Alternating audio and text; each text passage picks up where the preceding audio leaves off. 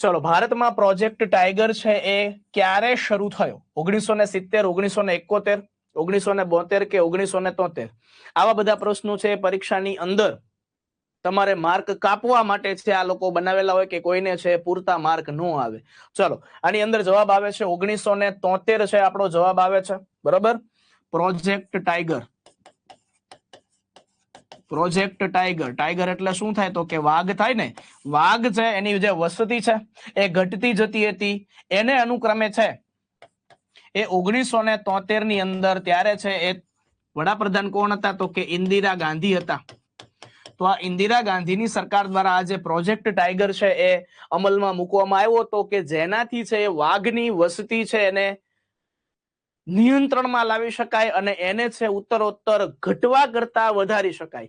અને આમનો છે એ કઈ જગ્યાએ થયો હતો તો ખાસ યાદ રાખજો, અભયારણ્ય પૂછાય છે, Jim Corbett national park. Jim Corbett national park થી આમનું ઉદ્ઘાટન થયું હતું. પ્રોજેક્ટ ટાઈગરની શરૂઆત છે જીમ કોર્બેટ નેશનલ પાર્ક થી થયું હતું 1 એપ્રિલ 1973 ના રોજ. ત્યારે વડાપ્રધાન કોણ હતા તો કે ઇન્દિરા ગાંધી હતા.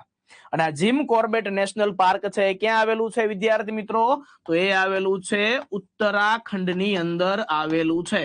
આ યાદ રાખવાનું છે, આ વધારાની ડિટેલની માહિતી છે.